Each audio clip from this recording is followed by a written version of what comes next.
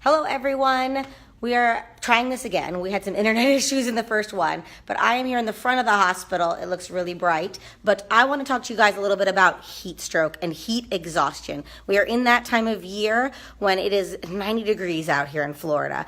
And so for us, I really wanted to talk about leaving your pet in your vehicles. I know we don't have to say this again, but it's worth repeating that being really careful about having your pet in your car. I know we're only running outside and into the store for just a minute, but in 1 minute, that temperature in your vehicle can get up over 100 degrees. We've seen some studies. Dr. Ernie Els did a little YouTube video, and that thermometer was over 108 degrees. It can get really hot. So that can be detrimental to your pet's internal organs really fast.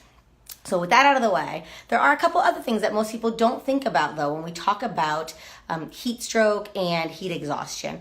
One is just going on a normal walk. So in the middle of the day here, we can be in the 90s. It can be so hot. And so even going on a walk in the heat of the day can be dangerous. So I caution you on that. Do your walks early in the morning, late in the evening as it starts to cool down right before the sun sets. It's going to be the safest for you. The other thing is certain breeds are more sensitive to these kinds of heat exhaustions. In particular, our brachycephalics. And a brachycephalic is a breed that has a little pushed-in face. So we're talking about our pugs, Bostons, bulldogs, Shih Tzus, any of those guys that have a shortened respiratory tract. These breeds have a lot more difficulty getting rid of their heat, expending their heat by panting than our larger breed dogs. And they can overheat a lot quicker. So you have to be even more cautious with these guys when we're walking them out in the summer heat. So making sure that we watch the timing of when we're going on our walks, all of those good things, having lots of water, going swimming, making sure that if you are going to go for a little walk or you have them outside while everybody's out playing or having a barbecue, that you let them go in the pool if you have one, something to cool them off. Ideally, we want to keep their temperatures below 102, 103 degrees. Those can still be considered fairly normal for an excited pet.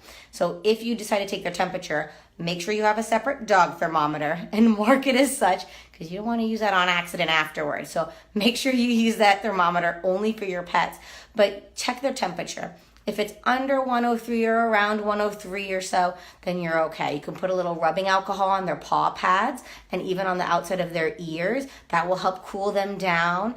Wet them with just some water. Be very cautious of ice packs. I leave that to the veterinarian because there are some tricks when it comes to ice packs where we can do more harm than good when we place them in certain areas. So be careful with that. I just recommend nice cool water and alcohol on the pads. If their temperature is over 103, 104, you need to get into your veterinarian ASAP. Come here to University Animal Clinic. We will cool your pet down. We'll cool them down with IV fluids, with certain of those special cooling techniques with ice, but we know specifically where to put it, where it's safe, those kinds of things. But it is important and imperative that you get to your veterinarian right away because the faster you get here, the sooner we cool them down, the less damage to their internal organs. And that's the name of the game, is making sure that those internal organs don't get too hot. So getting here as soon as possible is key. So make sure you do your walks early in the morning, late in the day. Cool them down in the pool, let them go for a swim. It's great exercise too.